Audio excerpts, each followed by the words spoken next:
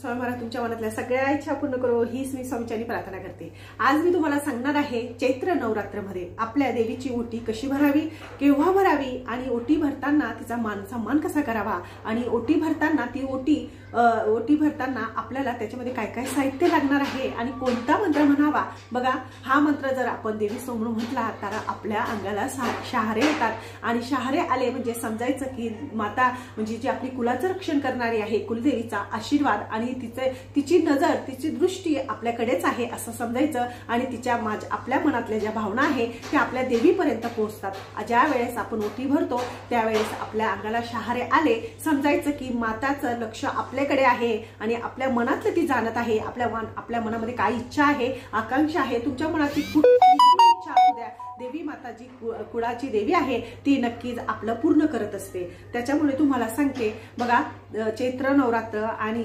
शारदीय नवरात्र या दोघी नवरात्र एकच आहे, कारण की ह्या नवरात्रांना अत्यंत साधारण असं महत्व आहे।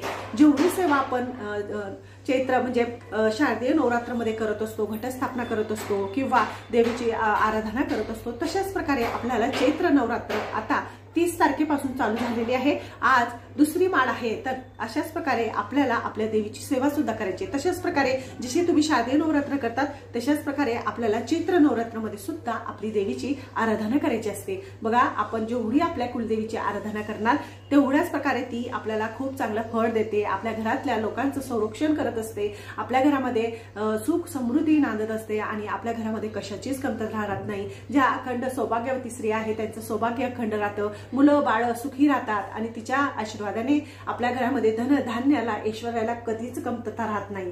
त्यामुळे तुम्हाला जर शक्य असेल तर नक्कीच आपल्या देवी मातेची चैत्र महिन्यामध्ये ओटी भरायची आहे। आता ती ओटी कोणत्या दिवशी भरावी ते तुला सांगणार, कारण की बघा, ओटी ही तुम्ही काही देवळात जाऊनच भरावी असं नाही। जर तुमच्या आजूबाजूला देऊळ नसेल, देवी मातेचं मंदिर नसेल, तर तुम्ही तुमच्या घरच्या देवीचा फोटो असेल, मूर्ती असेल त्या ठिकाणी सुद्धा ओटी भरली तरी सुद्धा चालेल। आता त्या ओटीचं काय करावं ते सुद्धा सांगणार, ओटीमध्ये कोणत्या कोणत्या वस्तू लागणार किंवा मंत्र कोणते म्हणणार हे संपूर्ण तुम्हाला सांगणार आहे। त्यामुळे व्हिडिओ स्किप न करता सगळ्या स्त्रियांनी लास्ट पर्यंत नक्कीच बघायचा आहे। खूप अतिशय महत्त्वाचा असा व्हिडिओ आहे। बघा, ओटी भरताना कधी पण मी तुम्हाला सांगते, ओटी भरताना आपण ज्या वेळेस आपल्या देवी मातेची ओटी भरत असतो तर मंगळवारी, शुक्रवारी, नाही तर आता पौर्णिमा येते बघा, चैत्र पौर्णिमा आहे, त्या पौर्णिमेच्या दिवशी भरा, मंगळवारच्या दिवशी, शुक्रवारच्या दिवशी, नाही तर चैत्र पौर्णिमा आहे, नाही तर अष्टमी आहे 5 तारखेला, त्या दिवशी की दुर्गाष्टमी आहे त्या दिवशी भरली तरी सुद्धा चालेल। ह्या 4-5 दिवसामध्ये तुम्ही कधीही ओटी भरू शकता देवी मातेची, कारण की हे जे दिवस असतात हे आपल्या कुलदेवीचे असतात आणि ह्या दिवशी जर आपण आपल्या मातेची ओटी भरली तर तिच्यापर्यंत ते जात असतं। आणि आता हे नवरात्र चालू आहे, तर नवरात्रमध्ये 5 तारखेला दुर्गाष्टमी आहे, नंतर पौर्णिमा आहे, चैत्र पौर्णिमा सुद्धा आहे, मंगळवार आहे, आज बघा उद्याच्या दिवशी मंगळवार आहे, नंतर शुक्रवार आहे, त्या दिवशी जरी तुम्ही देवी मातेची ओटी भरली घरातल्या घरात तरी सुद्धा चालेल। काय करायचं अगोदर तुम्हाला सांगते, ओटी भरताना आपल्याला जो पीस असतो तो रेशमी पाहिजे, साडी जी असते ती सुती पाहिजे, कारण की सुती साडीमध्ये, रेशमी कपड्यामध्ये देवी मातेचं म्हणजे त्याच्यामध्ये आकर्षित करण्याची शक्ती भरपूर प्रमाणात असतात। चांगल्या लहरी त्या ज्या म्हणजे ते कापड असतं ते आकर्षित करत असतं आणि त्याचा लाभ आपल्यालाच प्राप्त होत असतो। त्याच्यामुळे कधी पण देवी मातेची जर तुम्ही साडी, ओटी, खणाने नारळी ओटी भरत असणार तर ती ओटी कशी भरावी तर काय करायचं अगोदर तुम्हाला सांगते। चैत्र नवरात्रामध्ये ज्या वेळेस तुम्ही देवी मातेची ओटी भरणार त्यावेळेस तुम्हाला सांगते की आपण खरंच भाग्यवान आहोत। बघा, ज्या स्त्रिया प्रेग्नेंट असतील त्यांनी ओटी नाही भरायची, ऑलरेडी त्यांची ओटी माताने भरलेली असते, त्यामुळे त्या स्त्रिया ओटी भरत नाही। आणि ज्यांना संतान प्राप्ती हवी असणार किंवा कुठल्या पण इच्छा तुमची असणार मनामध्ये तर नक्कीच चैत्र महिन्यामध्ये देवी मातेची ओटी भरायला जा। तुमच्या मनातली जी इच्छा असेल ती नक्कीच देवी माता पूर्ण करणार। आणि आता तुम्हाला सांगते ओटी भरताना काय करायचं। ओटी भरण्याच्या टायमाला आपल्याला काठापदराची साडी, जी सुती साडी असते ती घ्यायची असते, सुती कलरचा कापड घ्यायचा असतो, म्हणजे ब्लाउज पीस घ्यायचा किंवा काठपदराचा ब्लाउज पीस घ्यायचा, नाहीतर सुती असतो, रेशमी असता तसा ब्लाउज पीस घ्यायचा। अगोदर ब्लाउज पीस घ्यायचा, त्याच्यावर तांदूळ टाकायचे, तांदूळ टाकून झाल्यानंतर बघा तुम्हाला दाखवते मी ओटी अशा प्रकारे भरली जाते। तर याच्यात अगोदर ब्लाउज पीस घेतलेला आहे, नंतर तांदूळ आहे, तांदूळ पावशर किंवा मूठभर घेऊ नका, पावशर घ्या, नाहीतर अर्धा किलो घ्या. जास्तीचेच तांदूळ आपल्याला घ्यायचे आहे. तर तुम्ही थोडेसेच घेता, तसं नका करू. 2 बांगड्या घ्यायच्या हिरव्या कलरच्या, हळद घ्यायचा, म्हणजे एक खारीक घ्यायचं, एक सुपारी घ्यायची, नंतर बदाम घ्यायचा आणि एक हरकुंड घ्यायचं. एक तुमच्याजवळ कोण असेल तर कोण घ्यायचा. नंतर इकडे हळदी कुंकू घ्यायचं आहे, एक नारळ घ्यायचा आहे. आणि अशा प्रकारे आणि तुमच्या याच्याप्रमाणे तुम्ही दक्षिणा घ्यायची. 11 रुपये, 51 रुपये, 101, 500 जसं तुम्हाला घ्यायचं असेल तसं देवीसाठी असे दक्षिणा आपल्याला घ्यायची आहे. तर अशा प्रकारे बघा, ज्या वेळेस आपण देवी मातेची ओटी भरतो त्यावेळेस काय करायचा, असा ताट तयार करायचा. देवी मातेच्या मंदिरात जा, तुमच्या घरातले देवी असेल, तुमची मूर्ती असेल किंवा त्याच्यासमोर तुम्हाला बसायचं आहे. त्याच्यासमोर बसून देवी मातेची जी आपली जी बेंबी असते बघा, ज्या ठिकाणी बेंबी असते त्याच ठिकाणी आपल्याला असा ताट धरायचा असतो. आता बेंबी खाली आहे तर बघा, अशा ज्या ठिकाणी आपली बेंबी आहे त्याच ठिकाणी ताट धरायचा आणि जो नारळ असतो त्याचा जो शेंडा आहे तो देवीकडे पाहिजे. बघा अशा प्रकारे हा जो शेंडा आहे हा जो शेंडा आहे तो देवी मातेकडे पाहिजे आणि अशा प्रकारे ठेवायचा आणि बरोबर बेंबीच्या जवळ ठेवायचं आणि देवी मातेला विनंती करायची. आणि अशा प्रकारे देवी मातेजवळ विनंती कशी करायची ते सांगते.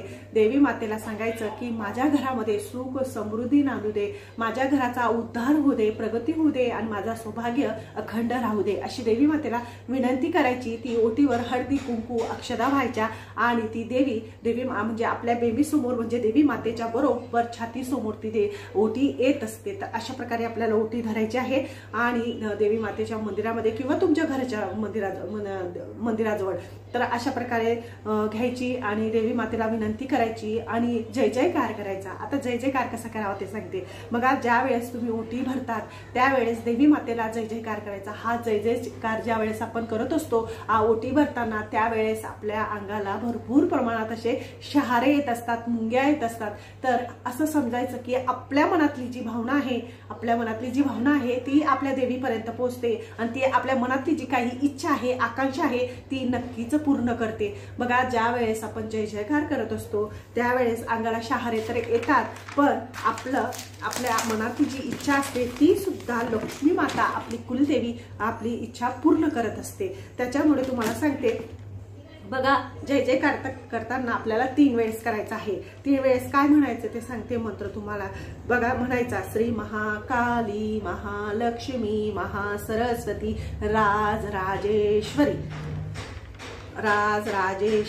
आई साहेब असं म्हणायचं आहे. बघा हा जो जय जयकार आहे तो अतिशय प्रभावशाली आहे आणि हा जय जयकार केला तर ती आपली कुलदेवी आहे ती आपला जय जयकार ऐकते आणि आपल्या मनातली जी कामना आहे ती नक्कीच आपली कुलदेवी पूर्ण करत असते. बघा करून बघा, तुम्हाला सुद्धा तुमच्या अंगाला शहारे येतील आणि डोळ्यामध्ये सुद्धा छोटे बारीक असे अश्रू सुद्धा येतील. मनामध्ये धडकी भरेल की जणू काही जसं काही मला असं वाटतं की माझ्या देवीसमोर मी उभी आहे आणि ती माझी प्रार्थना, माझी आई, माझी जगदंबा माझी प्रार्थना ऐकत आहे असं आपल्याला वाटत असतं ज्या वेळेस आपण देवी मातेची ओटी भरत असतो. त्यामुळे शारदीय जे नवरात्र आहे त्यावेळेस तुम्ही नक्की देवी मातेचा जय जयकार करून आपल्याला ओटी भरायची आहे. परत तुम्हाला मंत्र सांगते, मंत्र येत नसेल तर वरच्या साईडला येतो तो बघून घ्यायचा आणि तशाच प्रकारे आपल्याला मंत्र म्हणायचा आहे. काय करायचं बघा सांगते. श्री महाकाली महालक्ष्मी महासरस्वती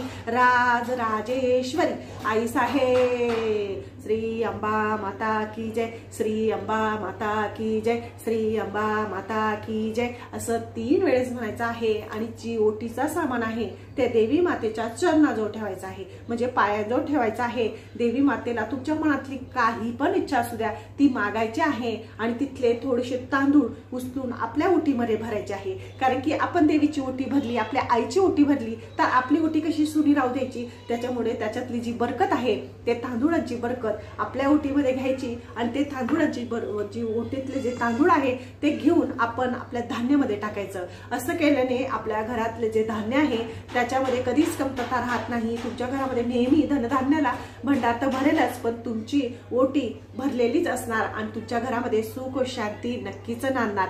तर अशा प्रकारे चैत्र महिन्यामध्ये आपल्याला आपल्या कुलदेवीची ओटी भरायची आहे. ओटीसाठी तुम्हाला साहित्य सांगते बघा. आता परत सांगते साहित्य काय लागणार. एक रेशमी पीस लागणार आहे. जर तुम्ही साडीची भरत असणार तर ठीक आहे, नसेल तुमच्याकडे साडी तर पीस घ्यायचा.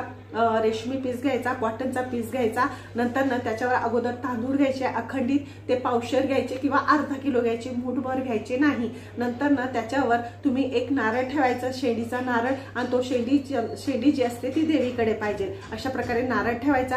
त्याच्यावर हळदी कुंकूचे छोटे छोटे पुड्या येतात त्या ठेवायच्या आहे. नंतर तुम्हाला एक खारीक, एक बदाम, एक हळकुंड आणि एक सुपारी अशा प्रकारे ते खण ठेवायचं आहे. आणि परत फुलं असतील तर फुलं, गजरा असेल गजरा, तुमच्याकडे जर कोण असेल तर कोण ठेवायचा, टिकल्या, बांगड्या अशा वस्तू संपूर्ण त्याच्यावर ठेवायच्या. देवी मातेच्या मंदिरात जायचं आणि ती ओटी भरायची.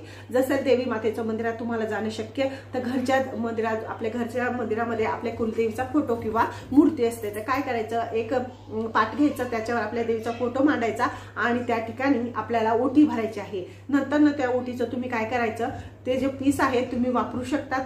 ते तांदूळ तुम्हाला तुमच्या धान्यामध्ये टाकून द्यायचे आहे. आणि नंतर जो कोण आहे ते तुम्ही वापरू शकतात. 11 रुपये दक्षिणा म्हणून जे आहे ते आपल्या पेटीमध्ये, आपल्या तिजोरीमध्ये ठेवायची बरकत म्हणून. आणि नंतर जे फुलं आहेत ते संपूर्ण निर्माल्यामध्ये टाकून द्यायचं. दुसऱ्या दिवशी गजरा असेल तर तुम्ही स्वतः लावायचा किंवा देवीला लावला फोटोला तरी सुद्धा चालेल. आणि बाकीचं साहित्य तुम्ही स्वतः वापरू शकतात. जर तुमची इच्छा असेल तर तुम्ही एखादी देवीचं मंदिर असेल, घरी भरलेली ओटी असेल आणि देवीचं मंदिर असेल त्या ठिकाणी सुद्धा साडी किंवा पीस दिला तरी सुद्धा चालेल. तर अशा प्रकारे आपल्याला चैत्र नवरात्रमध्ये आपल्या कुलदेवीचा मानसन्मान करायचा आहे. आणि तिचा मानसन्मान केला तर ती आपला मानसन्मान करते ना, आपल्या घरामध्ये कशाचीच कमतरता राहू देत नाही. तर अशा प्रकारे आपल्याला देवी मातेची ओटी भरायची आहे. अतिशय साध्या सिंपलपणाने भरायची आहे. जेवढ्या वस्तू तुमच्याकडे असतील तेवढ्या वस्तूंनी नक्कीच देवी मातेची ओटी भरायची आहे. फक्त त्याच्यात नारळ अवश्य आहे आणि हळकुंड वगैरे ठेवायचं, ते नक्कीच ठेवायचं आहे. तर अशा प्रकारे ओटी भरा आणि तुमच्या आयुष्याचं कल्याण करा आणि देवी मातेचा आशीर्वाद सदैव तुमच्या पाठीशी राहू द्या. श्री स्वामी समर्थ. माझं चॅनल आवडत असेल तर लाईक करा, सबस्क्राईब करा, इतरांना सुद्धा पाठवा. श्री स्वामी समर्थ.